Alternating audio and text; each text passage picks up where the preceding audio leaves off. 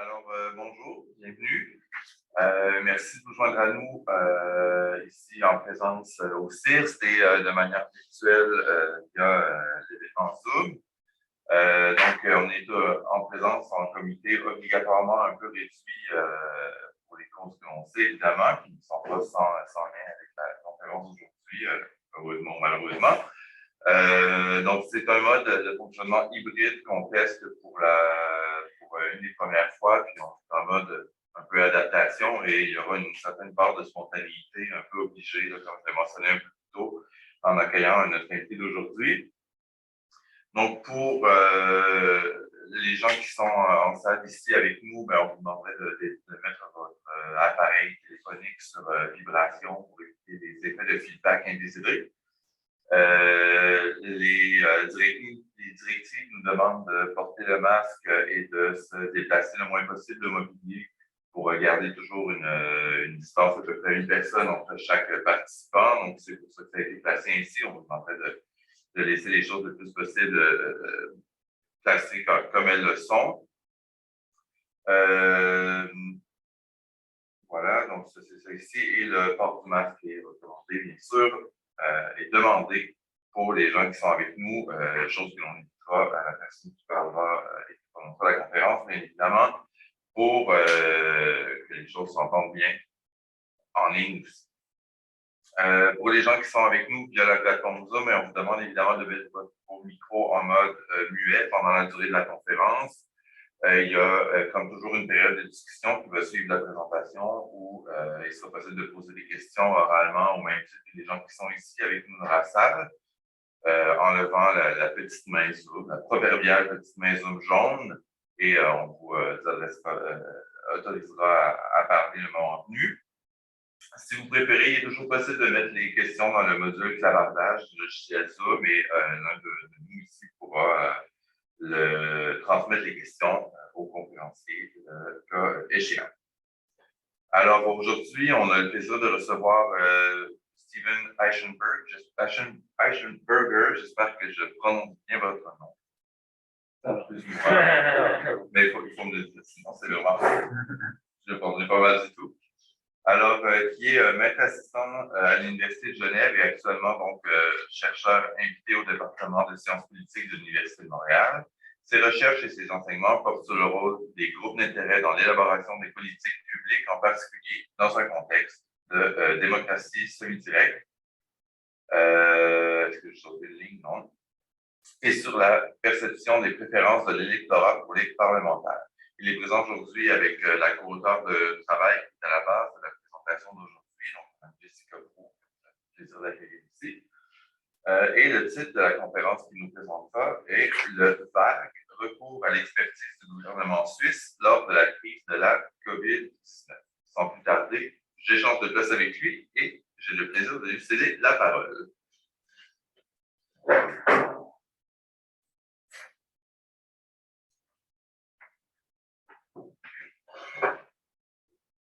Merci, Jean-Benoît. Merci au CIRST de m'avoir accordé la possibilité de présenter ce papier, article, note de recherche aujourd'hui. Et c'est la toute première fois qu'on présente les résultats. Personne ne les a jamais vus. On est curieux de voir ce que vous en pensez. Merci Jean-Benoît pour la diligente préparation de la conférence. C'est vraiment sympa. C'est pas toujours le cas. Merci Jessica d'être là et mes co-auteurs suisses et Eric Montpetit qui m'accueille à l'Université de Montréal en ce moment. Ok, je ne vais pas trop tarder. Donc, aujourd'hui, c'est peut-être juste un contexte. Donc, c'est la présentation,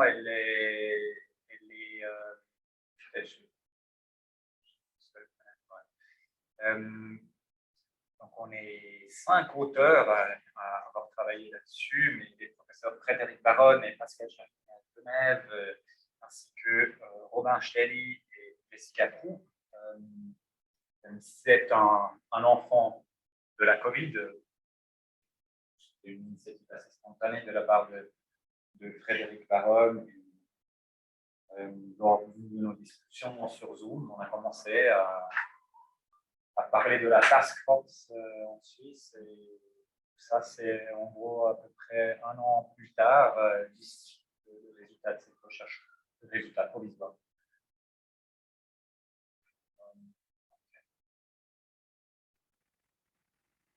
Donc, un peu partout dans le monde, dans beaucoup de pays, on a observé un essor de ces commissions scientifiques qui sont à l'appui des autorités publiques et sanitaires pour la gestion de la crise de la Covid. J'ai trouvé un article publié dans une revue plutôt de santé publique qui s'est penché sur 87 pays. Ils ont trouvé 115 commissions d'experts. Je pense qu'il y a pas mal de variations dans la composition, dans l'étendue de ces commissions d'experts. Au Canada, je suis allé voir dans les données, ils mentionnaient le Special Advisory Committee on COVID-19. En Suisse, c'est un peu le centre de l'attention de notre recherche, c'est le Swiss National COVID-19 Science Task Force. Bon, par la suite, je vais juste parler de la task force. Dès le début en Suisse, ça a été l'objet de pas mal de critiques. Ça a aussi mis un certain temps pour qu'on la mette en place, cette commission. C'est seulement vers la fin du mois de mars, donc en pleine première vague, qu'on a instauré formellement cette commission. Tout au long de la crise, ils ont accompagné le gouvernement, mais aussi le public plus large avec des recommandations sur ce que l'on devrait faire ou ne pas faire. Et donc, dans cette étude, on a étudié ces recommandations, on a essayé de savoir, comme c'est écrit sur le slide, connaître la mesure dans laquelle les recommandations de la task force scientifique ont été mises en œuvre. Voir s'il y a une variation dans le temps entre la première et la deuxième phase de la gestion de la pandémie. Je reviens là-dessus tout de suite. C'est la première et la deuxième phase de gestion de la pandémie. Et donc, on a essayé d'étudier ça un peu plus systématiquement parce que tantôt, il y avait des voix qui s'élevaient qui disaient qu'on écoute trop la task force et tantôt, il y en avait des qui disaient qu'on n'écoute pas assez. Donc, on a essayé de systématiser un peu cela. Il y avait pas mal, je pense que c'est aussi un peu novateur dans le sens que depuis le début de la pandémie, il y a pas mal d'études qui essaient d'expliquer les différences dans les réponses nationales à la crise. Et ce qui fait que en Suisse, on est peut-être un peu moins strict qu'au Québec, mais il y a peu d'études qui ont étudié la prise en compte de l'expertise scientifique dans la gestion de la crise. Avec des exceptions que on signale plus dans l'article. Donc, ce qu'il faut savoir, c'est que c'est une task force, une commission qui est assez diverse. Il n'y en a pas que des experts de la santé publique qui sont rassemblés dans cette commission, pas que des médecins, des épidémiologues, mais il y a également des économistes, des professeurs d'éthique. Donc il y avait jusqu'à 60 experts dans cette commission, donc c'est une commission très diverse. Comme on peut le voir ici, dans les 24 heures, on voit un professeur de l'HEC Lausanne, Marius Grüllhardt, qui à un moment donné plaidait pour le retour des traits Corona. Mais comme j'ai dit, c'est aussi une task force qui a été souvent sujette à des critiques. En début de cette année, en février, il y avait même une commission parlementaire qui voulait la muscler, qui voulait interdire aux membres de la commission de se prononcer en public. Et voulait faire en sorte que c'est uniquement le président de la task force qui peut communiquer publiquement. Au final, ça n'a pas été accepté par le plénum du Parlement, mais cela montre quand même que cette task force, surtout en deuxième phase de la pandémie, elle a subi pas mal de critiques. Juste pour vous donner un peu une idée de la gestion de la pandémie en Suisse, on est voisin de la Lombardie, donc on a enregistré le premier cas assez précocement, assez tôt, le 25 février, je pense, on le compte en Tessin, et donc on était un peu à l'avance par rapport au Québec, on était touché plus précocement, ce qui fait que le Conseil fédéral, dès le 28 février, il a mis en place une première mesure fédérale, c'est l'interdiction des grands rassemblements, et il a instauré ce qu'on appelle la situation particulière sur la base de notre loi sur les épidémies. Donc, quand le Conseil fédéral décide qu'on est en situation particulière, à ce moment-là, il peut prendre des mesures qui sont édictées dans la loi, par exemple l'interdiction de rassemblement, fermeture des écoles. En situation particulière, le Conseil fédéral il a plus d'options qu'en situation normale où ses compétences se réduisent essentiellement à de l'information. Donc, on est passé à la situation particulière le 28 février, mais après, les cas ont explosé assez rapidement. On est passé à la situation extraordinaire qui donne au Conseil fédéral. Le Conseil fédéral, c'est notre gouvernement, qui donne au Conseil fédéral la possibilité d'édicter des mesures qui ne sont pas énoncées dans la loi. Qui s'appuie sur le droit d'urgence, sur la Constitution, qui nous donne la possibilité d'édicter des ordonnances d'urgence qui, au bout de 6 mois, doivent être transposées dans de la loi. Ce qui a été fait par la loi COVID-19, qui, par la suite, a été sujette à un référendum populaire. Mais c'est une autre histoire. En fait, à 2 référendums populaires. Donc, on a réussi, la Suisse a réussi à assez rapidement aplatir la courbe lors de la première vague. Généralement, je pense assez content, ce qui fait que le 20 juin, on a déclaré la fin de la phase extraordinaire, le 20 juin 2020.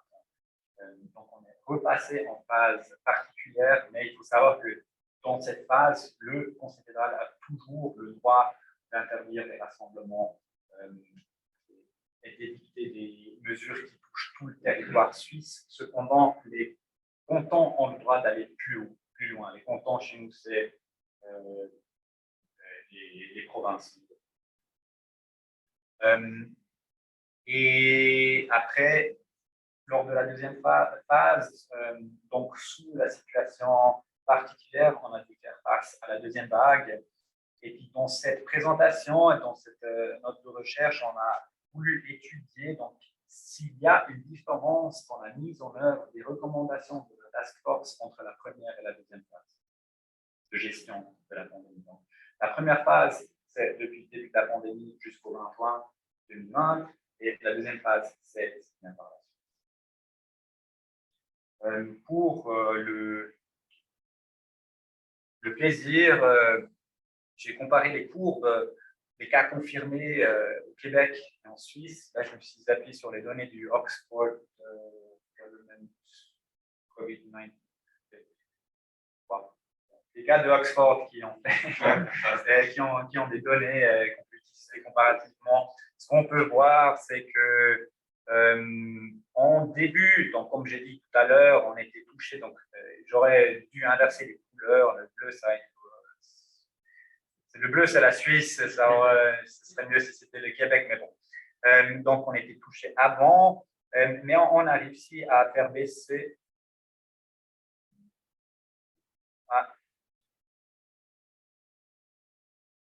On a réussi à faire baisser la courbe assez rapidement. Au Québec, ça a pris un peu plus de temps. Après la Suisse, que vous voyez quand même, c'est comparé au Québec, une explosion phénoménale des cas en automne 2020. C'est notre deuxième vague. C'est que par moment, on a été l'épicentre de l'épidémie presque dans le monde. C'est aussi quand ma co-auteure, elle a eu le COVID, la COVID. En Suisse, on dit souvent le Covid. Si je ne me trompe pas. M'excusez, ça reste un peu. Par la suite, on a quand même réussi à faire baisser la courbe à nouveau, à aplatir la courbe. Et ça se suivait de près, mais en ce moment, on est en train de s'éloigner à nouveau. Ce que ça donne, donc ici, c'est les cas confirmés par 100 000 habitants. Ce que ça donne quand on regarde le nombre total de décès, c'est qu'on voit que jusqu'à la fin de l'été, jusqu'au début de l'automne 2020, la Suisse avait considérablement moins de morts, de décès que le Québec. Donc ça, c'est le total des décès. Par contre, après, on vous invite à rattraper. Il faut aussi savoir que là, c'est le total des décès. La population de la Suisse et du Québec, c'est quasiment pareil. Petit peu au-dessus de 8 millions. Donc là, je n'ai pas ajusté pour la population, mais ici, c'est ajusté pour la population. Mais ça ne change pas grand-chose. OK. Donc, comme j'ai dit, le but de la présentation, c'est de comparer la mise en œuvre des recommandations de la task force, donc la première et la deuxième phase de gestion de la pandémie. D'un point de vue théorique, on pense qu'on s'est appuyé sur les travaux de Pierre Dunlop sur l'usage de l'expertise du savoir dans l'élaboration des politiques publiques. Et cette question de quand est-ce qu'on voit de l'expertise dans les politiques publiques. Et puis, elle voit un peu deux facteurs qui affectent l'usage du savoir, de l'expertise. Un, c'est ce qu'elle appelle le problem tractability, ce qui, on sait, c'est peut-être la dirigeabilité du problème, la mesure dans laquelle on est en mesure, ou on pense être en mesure de pouvoir gérer le problème. C'est le premier facteur, la première dimension qui permet de comprendre comment se font les relations entre les experts et les décideurs politiques. La deuxième dimension, c'est la certification des experts. C'est le degré auquel on en raccorde un statut public, auquel on les érige vraiment en tant qu'autorité étatique. Ce que nous pensons, c'est qu'entre la première phase de gestion de la pandémie et la deuxième phase, on observe un peu un mouvement de la cellule en bas à gauche. Ce serait la première phase de la pandémie où la dirigeabilité du problème était basse. On ne savait pas comment y faire face. Il y avait pas mal d'incertitudes. Par contre, il y avait une certification élevée des experts. Ça a pris quelques semaines, mais à un moment donné, on a instauré cette Covid Task Force en Suisse, puis par la suite, ils ont participé au communiqué de presse avec le gouvernement, donc, ce qui leur a accordé pas mal d'autorité et de légitimité. Donc, je pense qu'en première phase, on se retrouvait dans cette situation en bas à gauche, dirigeabilité du problème difficile, beaucoup d'incertitudes. On n'a pas fait face à une telle crise depuis probablement 1918.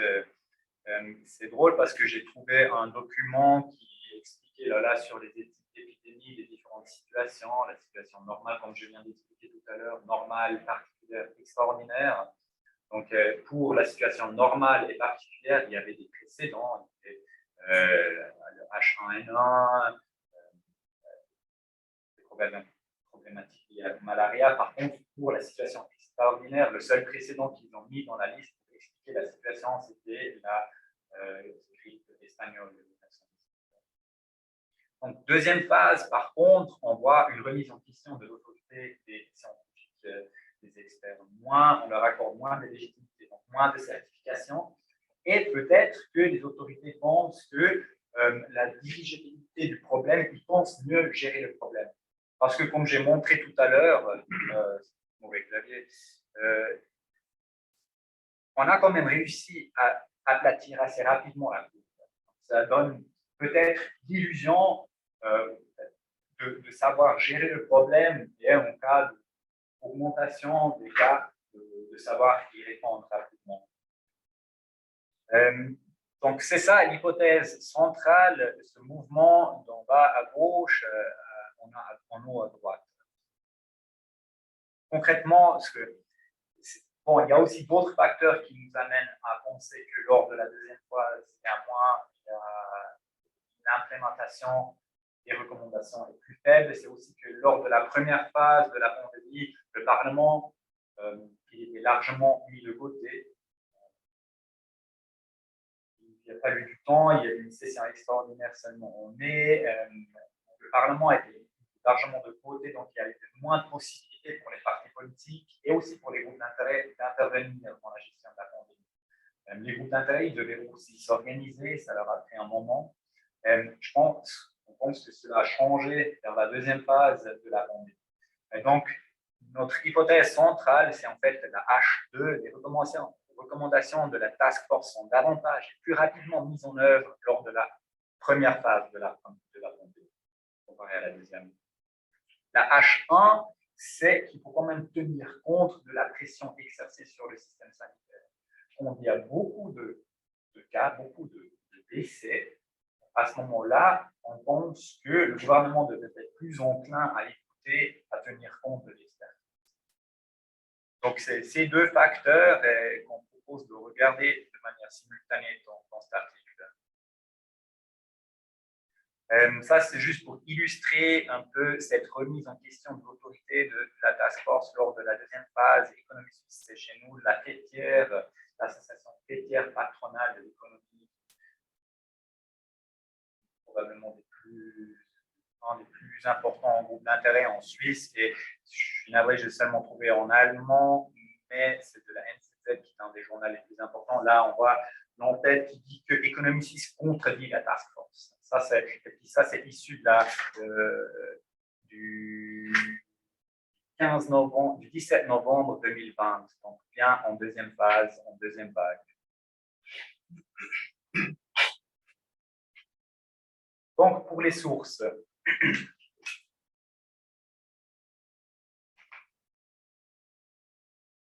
on a eu la chance de pouvoir travailler avec deux assistants étudiantes à l'époque qui nous ont permis de fouiller un peu. Donc, comment identifier toutes les recommandations de la task force. On s'est appuyé largement sur ce qu'on appelle, je n'ai pas trouvé une traduction française,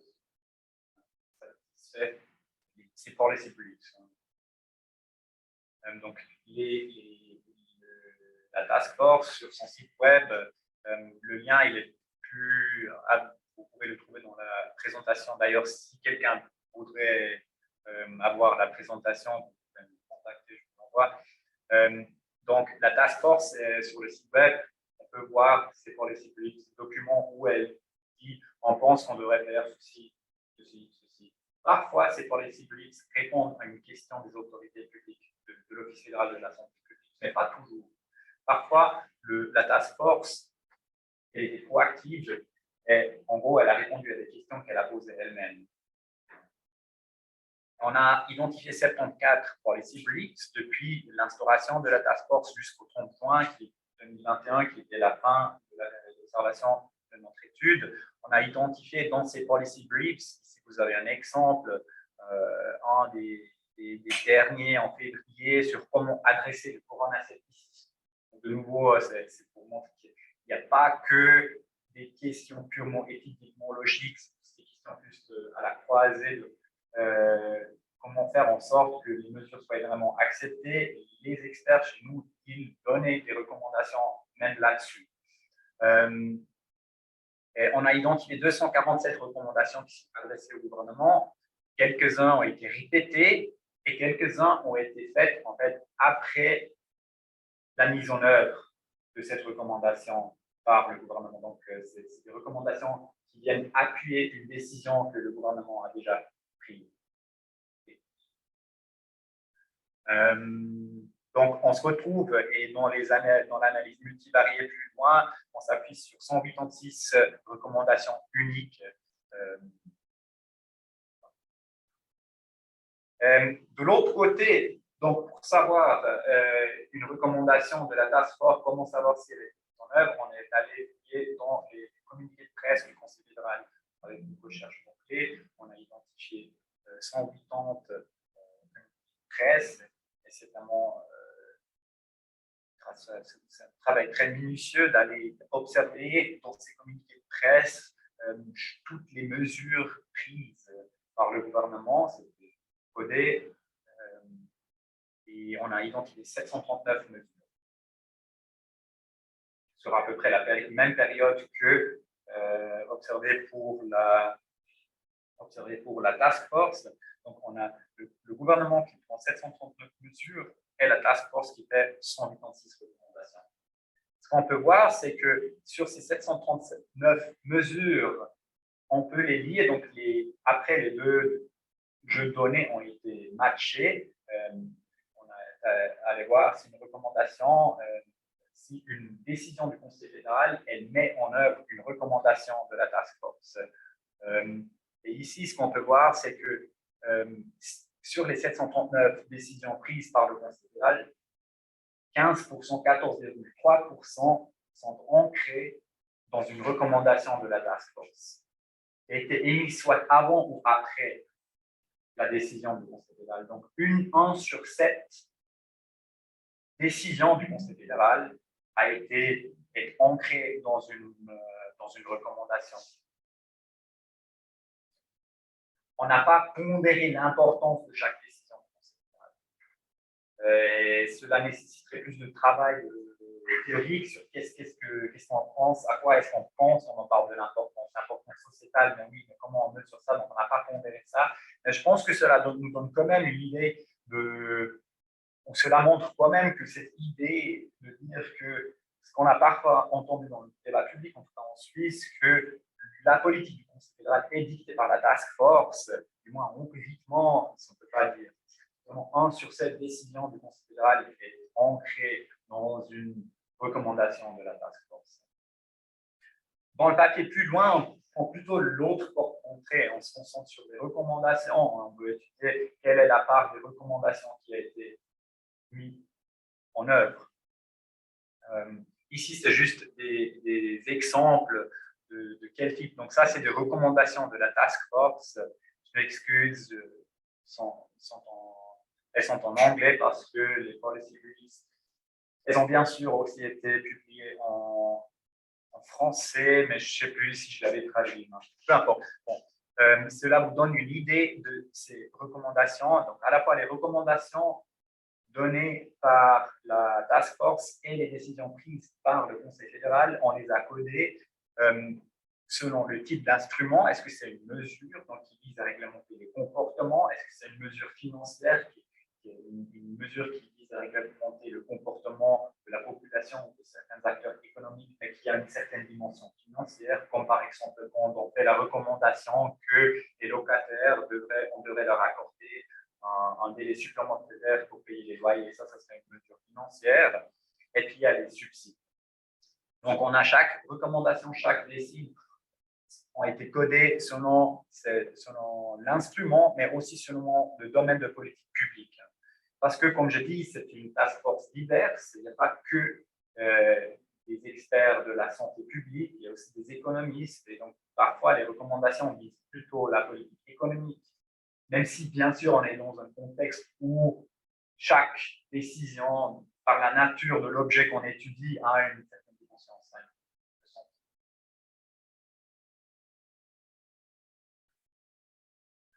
OK, maintenant, c'est grâce à une analyse bivalée. Donc, on regarde et on se concentre sur les recommandations.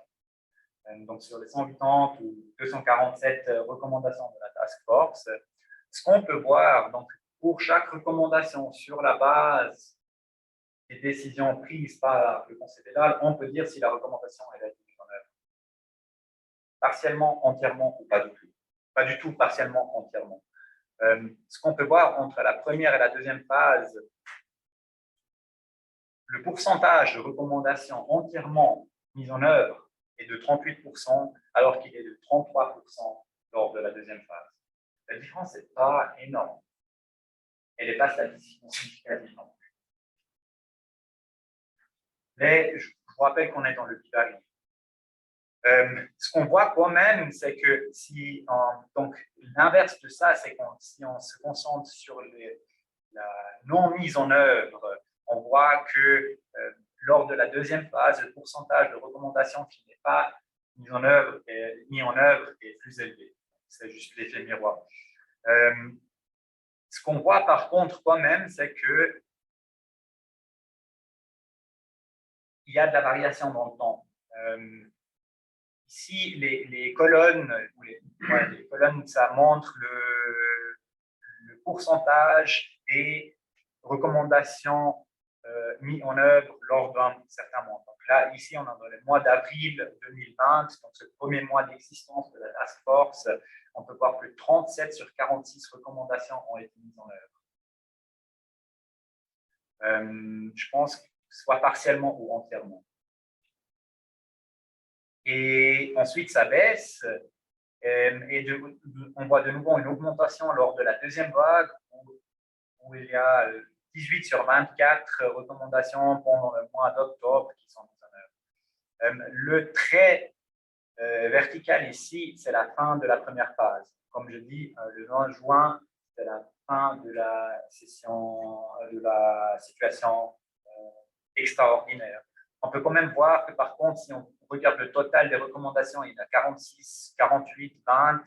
Le nombre de recommandations prises lors de la première phase est similaire au total des recommandations prises lors de l'ensemble de la deuxième phase, parce qu'ici, certains, donc ça, c'est toujours des pourcentages. On a ici 3 sur 5, ou 1 sur 3, ou 2 sur 6. Donc, ce n'est pas tant de recommandations qui ont été émises à certains moments de la deuxième phase.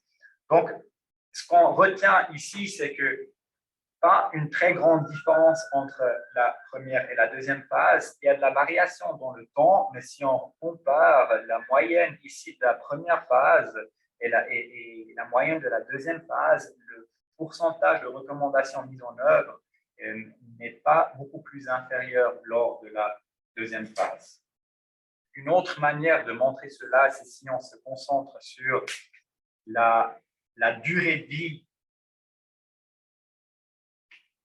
d'une recommandation.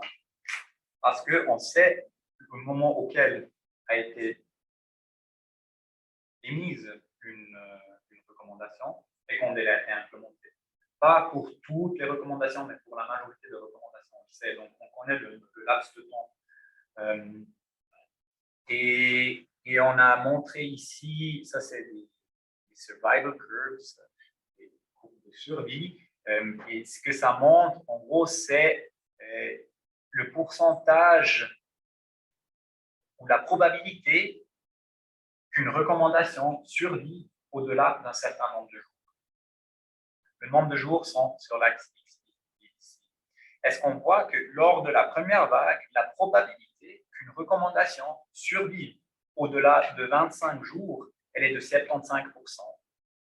Alors que lors de la deuxième phase, la probabilité qu'une recommandation survive au-delà de 25 jours, elle est de 87%.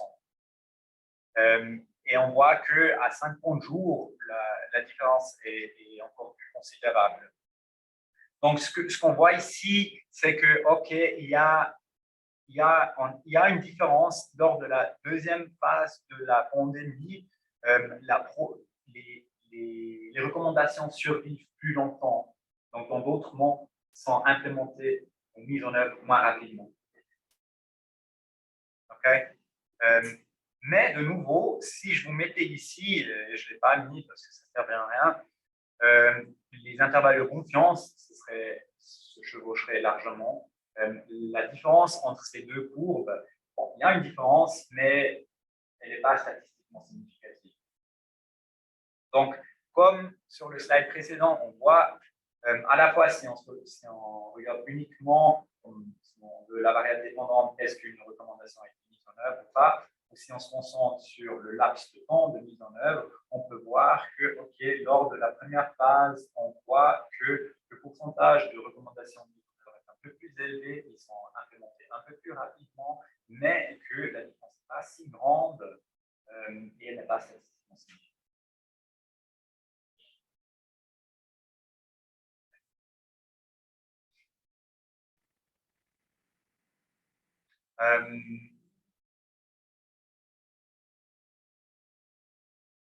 Avant de passer à l'analyse multivariée,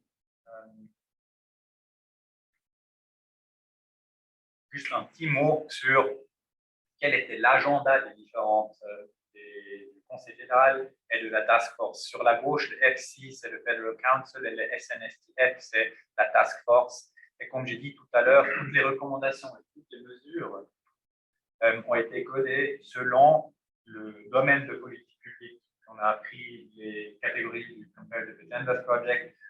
Et donc, ce qu'on peut voir lors de la première phase, la Task Force, donc c'est la distribution de toutes les recommandations de la Task Force ici, dans les différents domaines de politique publique. Donc, si vous voulez, la colonne, elle donne 100%, et la couleur un peu plus foncée ici montre que lors de la première phase, autour de 40%, je pense, entre 30 et 40%, je ne me rappelle plus le chiffre exact, des recommandations émises par la Task Force sont dans le domaine de la santé. Donc, on voit que la Task Force est là, elle est diverse, mais elle a quand même plus un accent, elle met l'accent plus sur la politique de santé que le Conseil fédéral, qui a un peu plus, qui est plus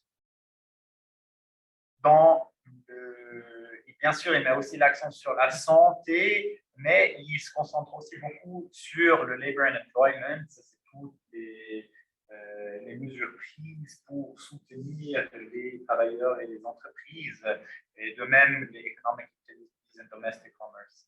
Donc, on voit une différence dans l'agenda, mais on voit qu'ils sont quand même corrélés. Quand il y a de la couleur dans une colonne, souvent il y a de la couleur dans une autre colonne, pour le dire autrement. On voit que lors de la deuxième phase, l'accent mis de la task force sur la santé s'accentue. Mais de nouveau, on voit une certaine corrélation entre les deux agendas, donc entre l'agenda du Conseil fédéral et de la task force. Si on faisait tout simplement, on regardait la corrélation des pourcentages ici et des pourcentages ici, on est pour la première phase, il y a une corrélation de 0,45 et lors de la deuxième phase de 0,48. Donc, ça veut dire que les agendas sont corrélés, ne sont pas pareils, mais on n'observe pas un rapprochement des agendas lors de la deuxième phase. Et ceci malgré le fait que la deuxième phase est beaucoup plus meurtrière. Donc, avant de passer, j'aimerais juste revenir là-dessus. Donc, quand on fait l'analyse bivariée, on voit qu'il y a des différences. Elles ne sont pas très grandes, elles ne sont pas forcément statistiquement significatives, à la fois au niveau du taux d'implémentation, du temps d'implémentation, et on voit aussi que lors de la deuxième phase de la pandémie, l'agenda, il n'y a pas un rapprochement des agendas du Conseil fédéral et de la Task Force. Maintenant, passons à l'analyse multivariée. On a calculé différents modèles. Je ne vais pas tous les montrer ici. Donc, vu que notre variable dépendante, on a trois catégories, pas mise en œuvre partielle, mise en œuvre entière, pleine, full. On a fait des modèles logiques ordonnés. Derrière, on a aussi fait des modèles multinominales et des modèles logistiques. On en a dichotomisé de variables dépendantes. Cela donne plus ou moins les mêmes résultats. Quand je dis multivarié, c'est que dans cette analyse, on a regardé à la fois, donc, pour avoir une idée de la pression exercée sur le système sanitaire, on a pris le nombre de morts lors du jour auquel la recommandation a été émise. On a pris le nombre de morts et pas les cas confirmés, parce que au moment, une fois qu'on a la vaccination, une infection, beaucoup d'infections maintenant, ça veut dire la même chose que beaucoup d'infections lors de la première vague. On a donc ça c'est l'H1, ça c'est l'hypothèse 2, c'est la phase. Après, on a dichotomisé la mesure, donc toutes les mesures financières et les subsides, ce qu'on appelle les economic methods, les mesures économiques. Et la catégorie de référence, ce sont des mesures plus juste comportementales. On dit vous devez porter le masque dans les gares, ce genre de choses. Après, au sein de la task force, vu qu'on a des chercheurs en sciences sociales, mais surtout davantage des gens en sciences naturelles, on peut voir si une recommandation a été émise plutôt par des natural scientists ou des social scientists. Après, je reviens là-dessus tout de suite. Et puis, on sait si une recommandation a été émise, si elle répond à une demande de l'Office fédéral de la santé publique ou si c'est la task force qui était proactive. Donc, quand elle est unsolicited, ça veut dire que la task force était proactive.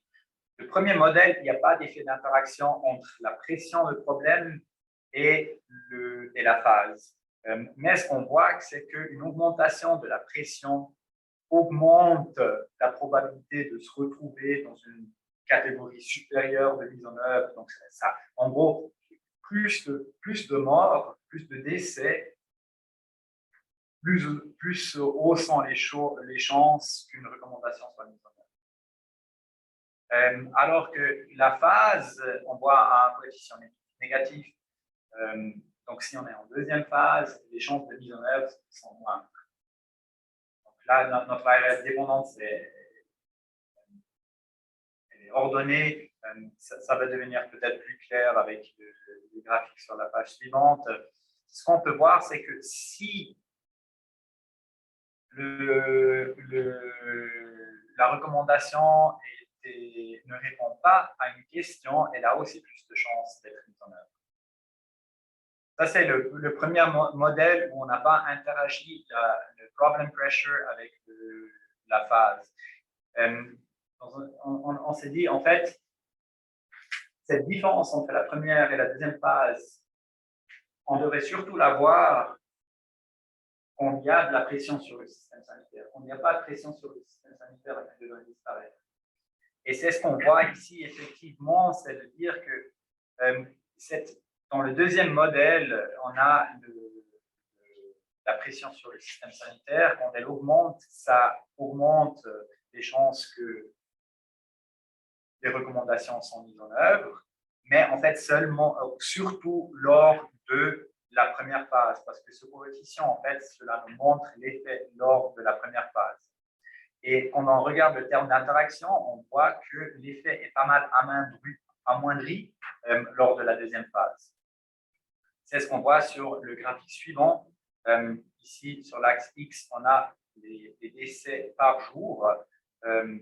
Quand on se concentre sur la première phase, on peut voir que lorsque le nombre de décès par jour augmente, la probabilité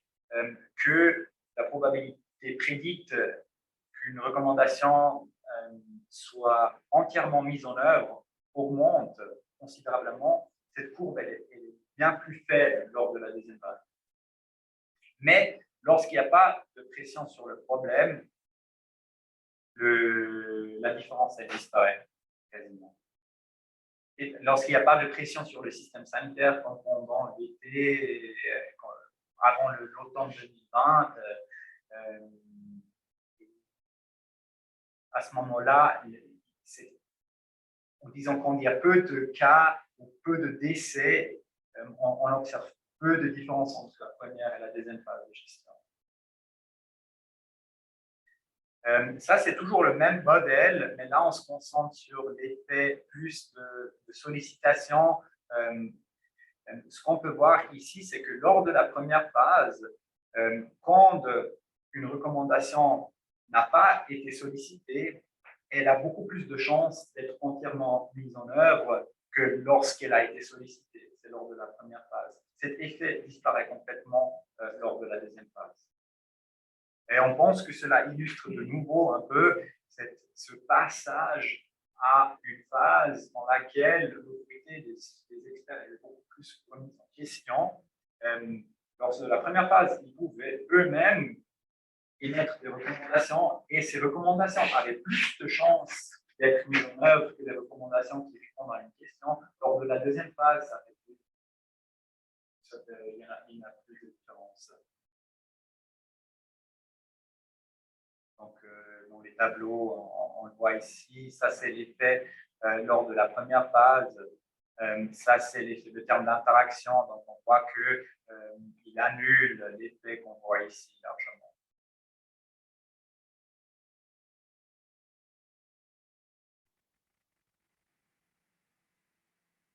Maintenant, comme pour l'analyse bivariée, on a aussi pu étudier une analyse multivariate de la mise en œuvre du laps de temps pour la mise en œuvre. Et les résultats sont très similaires. En gros, ce qu'on voit ici, c'est que la pression augmente et on voit un coefficient positif. Je vais peut-être le montrer ici. Ici, la pression sur le système sanitaire augmente. Et on voit que, par exemple, après la probabilité qu'une recommandation survive au-delà de 25 jours lors de la première phase et lorsqu'on se retrouve à 45 décès par jour est à peu près de 30% seulement. Alors que si on se concentre sur la probabilité qu'une recommandation survive au-delà de 25 jours lors de la deuxième phase, et quand on enregistre 45 décès par jour, on est, je pense, au-dessus de 80%. Donc, ça montre que une fois qu'on tient compte de la pression sur le système sanitaire, on voit des grandes différences dans la mise en œuvre entre la première et la deuxième phase. Et c'est un effet qu'on n'a pas vu lorsqu'on a fait l'analyse bivariée, parce qu'une pression sur le système sanitaire, elle augmente les chances de mise en œuvre. Et lors de la deuxième phase, la pression sur le système sanitaire est beaucoup plus élevée. Donc, on voit peu de différence si on fait uniquement une analyse bivariée, parce que lors de la deuxième phase, on s'attend à une plus faible mise en œuvre à cause de la remise en question de l'autorité des experts scientifiques. En même temps, on s'attend à une plus forte mise en œuvre parce que la pression sur le système sanitaire est plus élevée. Et une fois donc on fait l'analyse multivariée, on peut observer que si on compare entre ici, comme on fait les 45 décès par jour, et on observe quelle est la différence entre la première et la deuxième phase, on voit quand même une différence considérable. C'est comme ici, si on regarde à 75 décès ou à 50 décès par jour, on peut voir qu'il y a une différence considérable dans la probabilité prédite de la mise en œuvre de la recommandation de la task force scientifique. Et c'est quelque chose qu'on ne voyait pas, au moins bien ici.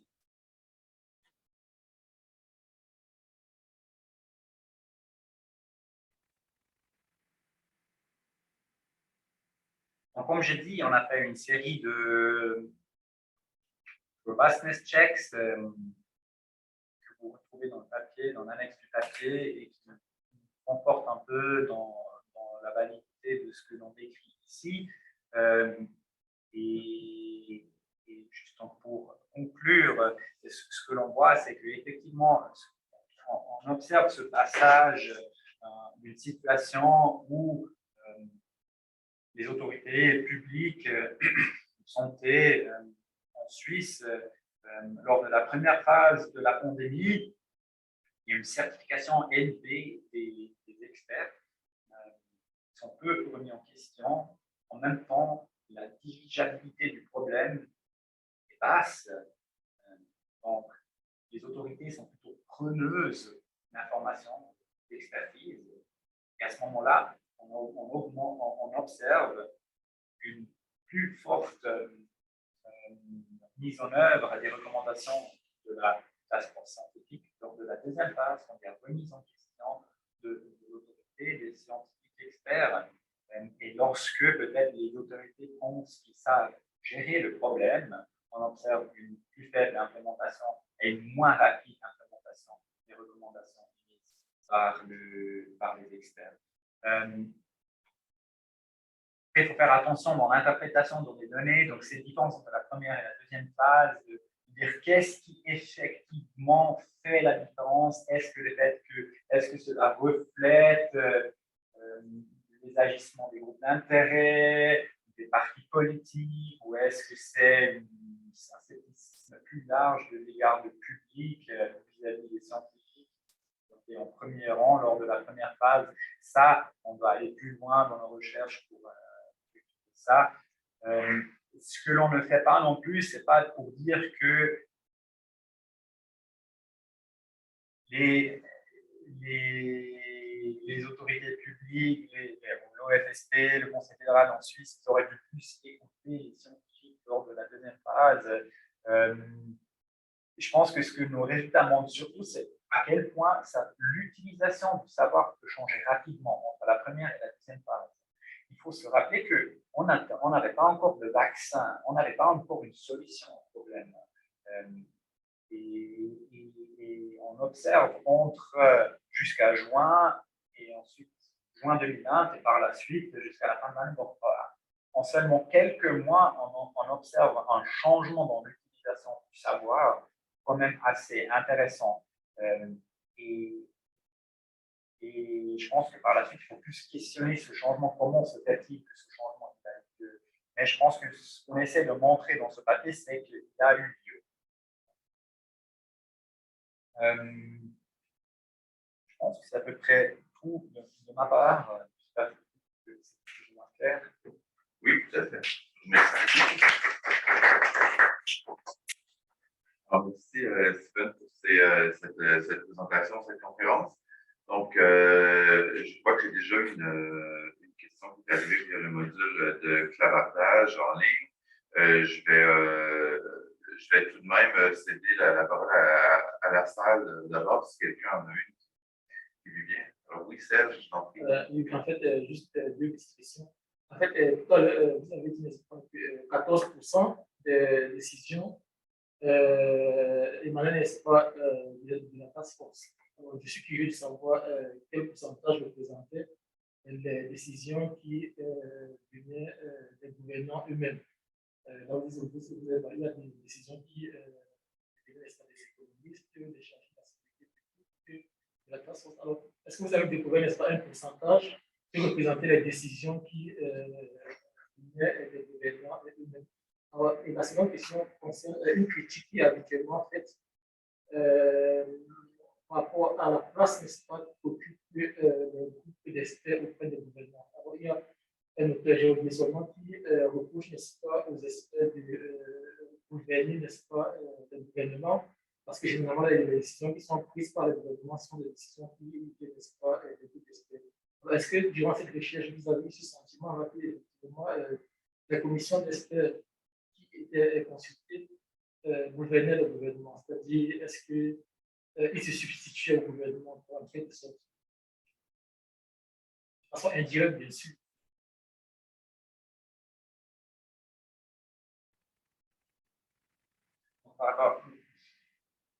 Donc, ce que le pourcentage qu'on disait, c'est que 14,3% des décisions du Conseil fédéral, donc du gouvernement, peuvent être liées à une recommandation. Donc, seulement 1 sur 7 décisions prises par le gouvernement, on peut l'explicitement lier à une recommandation des experts. Après, le restant des décisions, pourquoi le Conseil fédéral, bon, c'est risqué aussi de dire qu'on ne peut pas dire que les 14,3% des décisions du Conseil fédéral qui sont ancrées dans une recommandation, on ne peut pas dire que c'est à cause de la recommandation que le Conseil fédéral a pris ces décisions. On peut juste dire que 14,3% des recommandations sont ancrées dans une des décisions sont ancrées dans une recommandation. Mais ça montre qu'une large partie des décisions du Conseil fédéral, on ne peut pas, du moins, on ne peut pas les lier explicitement à une recommandation de la task force. Et ça répond peu à la deuxième question, c'est que ce chiffre-là nous fait croire quand même qu'on ne peut pas dire que la politique du gouvernement est dictée par les scientifiques, par les experts. Quand même, une très grande partie des recommandations, des décisions prises par le Conseil fédéral, on ne peut pas mettre en lien avec une recommandation concrète de la task force. Ça c'est... Après, pourquoi le gouvernement a pris les décisions qu'il a prises, ça on ne le montre pas dans le papier, mais ce serait dans la conclusion de l'article, on dit à un moment donné que ce serait intéressant de voir dans quelle mesure une recommandation de la task force augmente les chances de voir un certain type de mesure se voir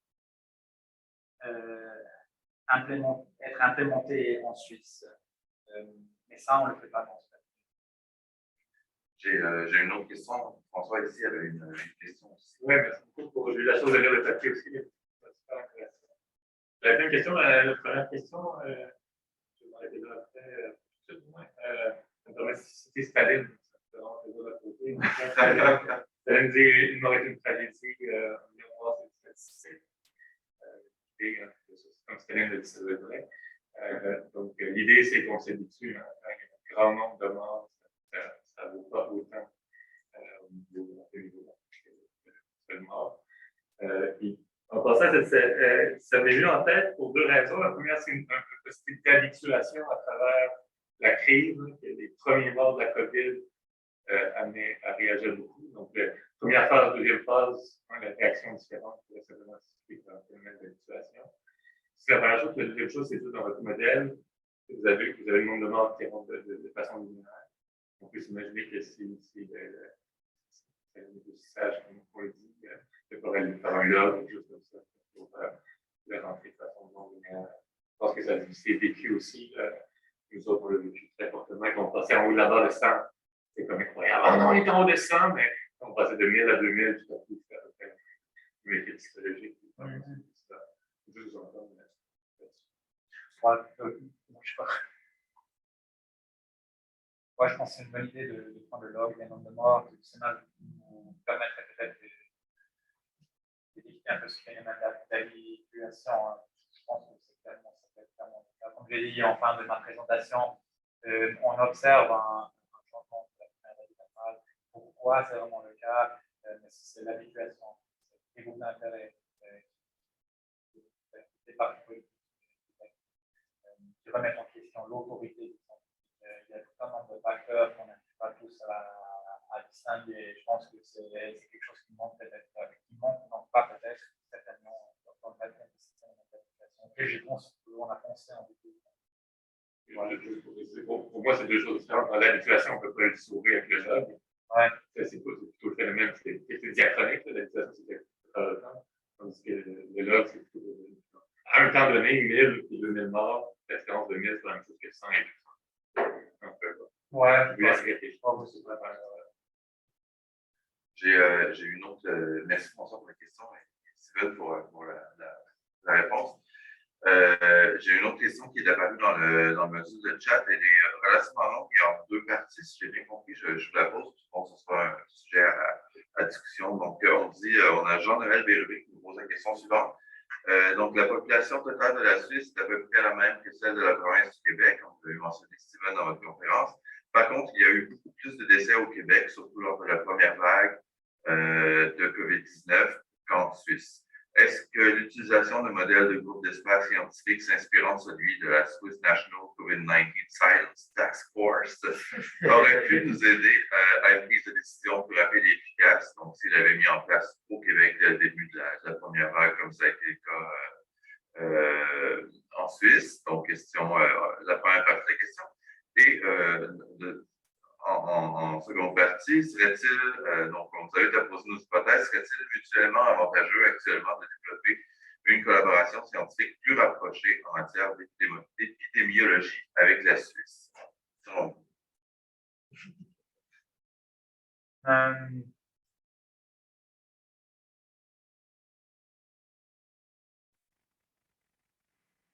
Pour moi, je ne veux pas donner des leçons en Québec. Je ne peux pas répondre à cette question. Je vois que comme j'ai présenté les choses, on voit qu'en première phase, la Suisse était enregistré moins de décès que le Québec.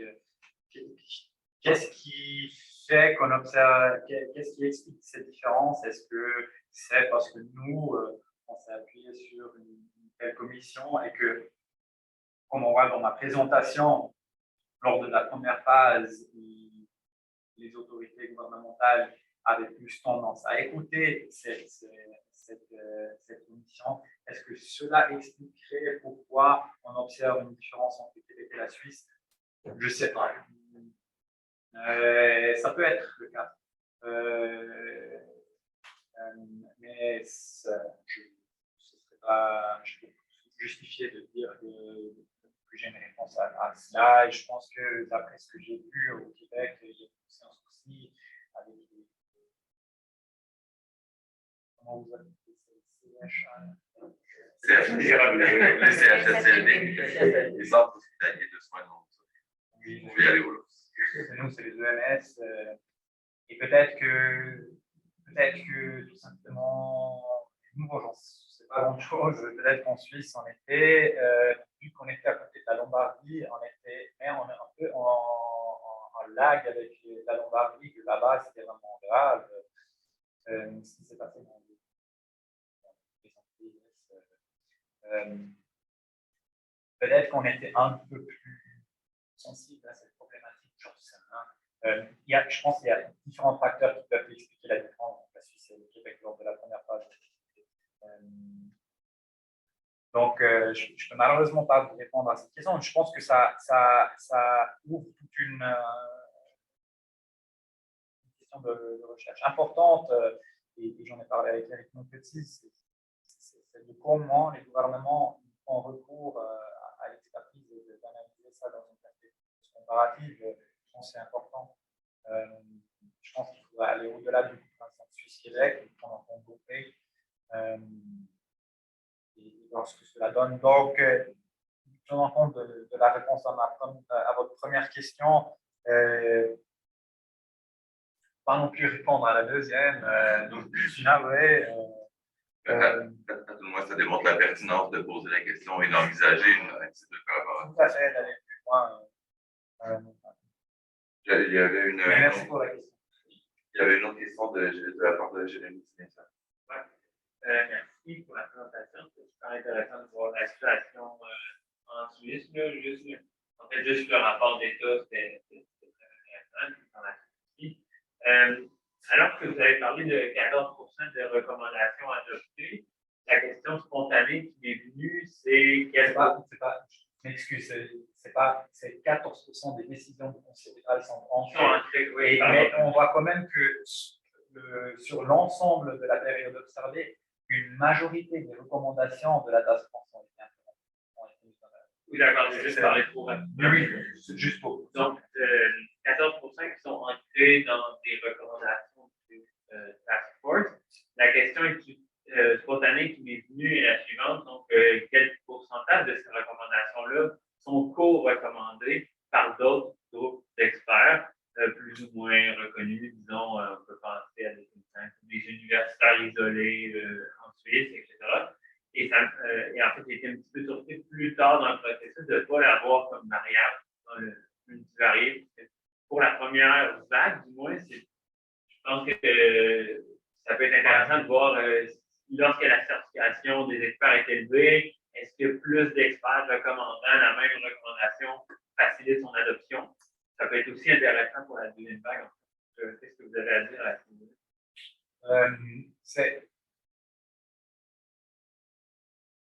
C'est clair que c'est une recommandation. Dans quelle mesure est-ce qu'elle a l'appui d'autres acteurs, des groupes d'intérêt ou des partis politiques? et que cela affecte la probabilité qu'une recommandation soit mise en œuvre. Chez certains, c'est un problème d'un point de vue méthodologique de savoir telle recommandation elle a été appuyée par tel et tel par un parti politique. C'est très difficile d'obtenir cette information. Maintenant, je pense qu'avec plus d'efforts, c'est faisable de voir un peu qu'est-ce que demandent les groupes d'intérêt.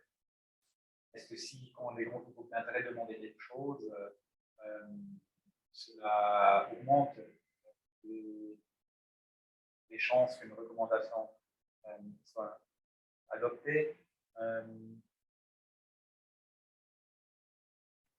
Quelque part, ce que l'on montre, c'est que ce que l'on fait quelque part l'hypothèse sous-jacente, c'est que lors de la première phase, il y avait plus d'acteurs qui étaient généralement d'accord avec cette recommandation.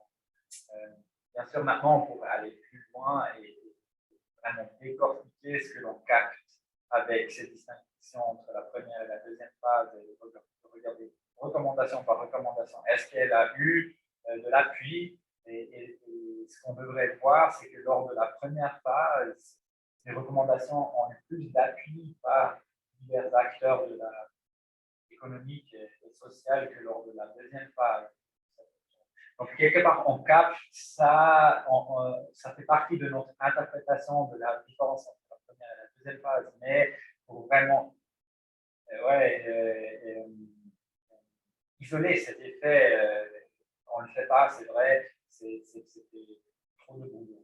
Oui, c'est vrai, j'ai assez, je pensais que Roger Copul,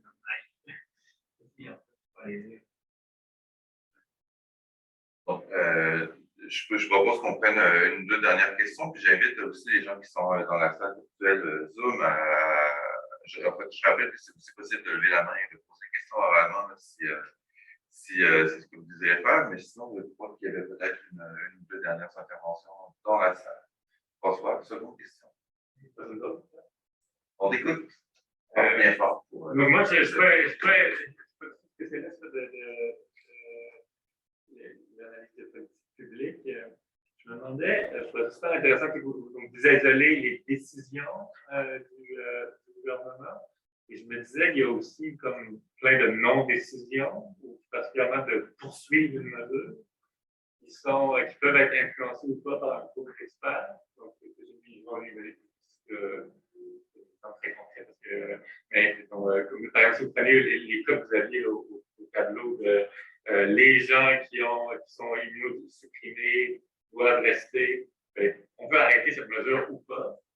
Puis aussi, c'est influencé par les experts. Donc, est-ce qu'il y a une façon de regarder ça aussi? Parce qu'on peut s'imaginer, pourquoi je dis ça, c'est qu'on peut imaginer que la première phase, les grosses mesures sont mises en place. Et ensuite, on a encore l'appui des experts, donc on peut les poursuivre. Donc là, ce qu'on a après, c'est un peu les mesures périphériques, si je peux dire, que vous regardez. Mais le gros de l'input expert, de l'influence de l'expert se fait en début de crise.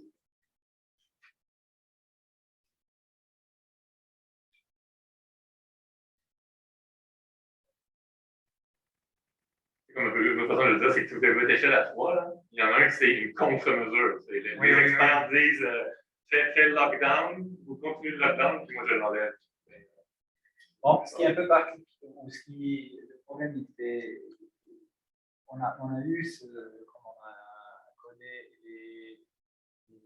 les recommandations, on a vu que certaines recommandations reviennent, mais ensuite, souvent, c'est qu'entre-temps, il y avait un retour plus à la normale. Donc, il y a interdiction des grands rassemblements, mais après, en Suisse, chez nous, les stades de hockey, ils étaient pleins en octobre 2020. Et de nouveau, la task force vient et dit qu'il faudrait des mesures plus strictes.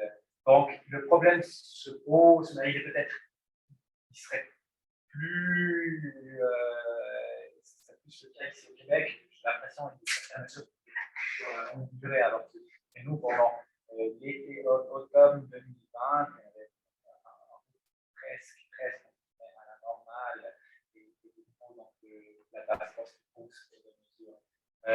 comment est-ce qu'on a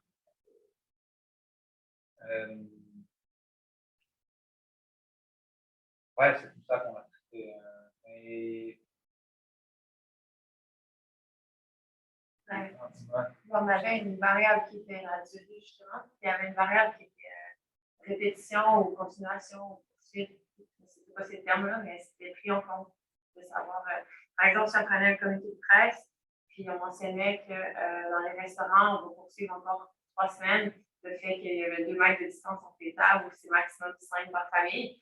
C'était codé. Donc, ça n'a pas figuré dans la présentation, mais il y avait moyen d'aller rechercher et puis prendre en compte si on poursuit ou on arrête quelque chose qui a été indiqué comme variable.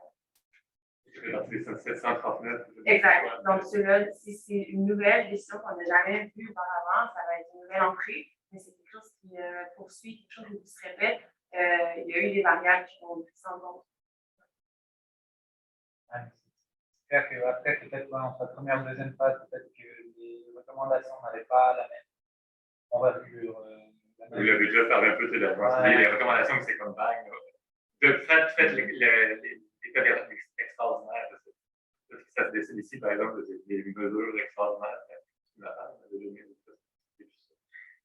c'est les grandes décisions aussi, les trucs qui sont un peu plus. Ouais, je vois ce que vous voulez dire. Je pense que c'est pour certains, ça peut peut-être refléter dans une certaine mesure la différence entre la première et la deuxième vague. Que lors de la deuxième vague, c'était peut-être justement des recommandations moins centrales et que lors de la première phase, on a mis en œuvre ce qui était vraiment important. Donc, l'objectif, je pense qu'il y avait quand même une sorte de déconfinement, donc retour à la normale. Ouais. On a une autre question en fait qui nous apparaît, je ne sais pas si la petite main n'apparaît plus, mais il y a Frédéric Baron qui avait demandé la parole, donc je vais la lui céder. Oui, non, merci. Je n'ai pas compris acoustiquement tous les échanges que vous avez eus, mais je veux juste faire un point quand même de méthode. C'est vrai que nous avons considéré chaque décision comme étant équivalente. Et ça, c'est bien sûr un postulat qui est facilement critiquable. On a regardé le type d'instrument qui était concerné, donc implicitement le degré de contrainte de l'interventionnisme de l'État. Est-ce qu'on a interdit des comportements? Est-ce qu'on incite des comportements de subvention? On recommande des actions? Donc, on tient compte du degré de contrainte de l'interventionnisme de l'État. Ce qu'on n'a pas du tout regardé, c'est le nombre de personnes impliquées. Donc, l'importance des décisions, sans tenir compte du nombre de personnes concernées, c'est difficile de le juger. Il suffit d'une phrase, on dit on ferme tous les commerces, on ferme tous les restaurants, on ferme toutes les écoles. Ce sont des décisions effectivement majeures et elles ont le même poids dans notre modèle qu'une décision de on recommande le port du masque auprès des infirmières et des infirmiers dans les hôpitaux universitaires. Donc, je crois qu'il faudrait vraiment, si on veut aller plus loin, et c'est ce qu'on va faire, mais il faut avoir les ressources pour coder ça, pondérer chacune de nos décisions, non seulement par le degré de contrainte implicite, ce que l'on a fait au travers du codage des différents types d'instruments que l'on a, mais aussi par rapport aux populations qui sont véritablement concernées. Et sur l'autre question, est-ce qu'on peut avoir un suivi dans le temps, donc diachronique? C'est vrai qu'on a codé quand une décision faisait référence à une ancienne décision. Donc, on avait par exemple fait un lockdown des écoles et qu'on réduit la portée de ce lockdown. Donc, on arrive à faire ce lien-là, mais il n'est pas encore inclus dans les modèles. Donc, merci beaucoup des commentaires. Il faudra qu'on réfléchisse à savoir comment le faire conceptuellement et ensuite, surtout méthodologiquement, parce que ça serait presque une analyse diachronique, mesure par mesure ou domaine par domaine auquel il faudrait éventuellement procéder et qu'on n'a pas fait pour l'instant.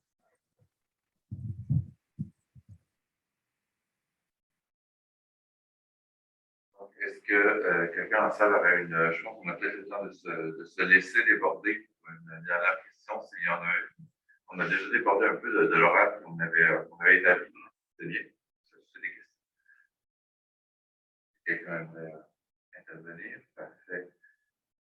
Donc, on est en ligne. Bon, je vous remercie beaucoup, Stéphane, pour votre présentation. Je remercie les gens qui étaient avec nous ici en salle pour cette tentative d'adopter un mode de fonctionnement hybride. Donc, effectivement, ça vient avec certains ajustements. Je vous remercie beaucoup de la compréhension de tout le monde qui a accepté cette part de spontanéité. Merci à tous en ligne et en salle d'avoir été présents. Et je vous souhaite une belle fin de journée.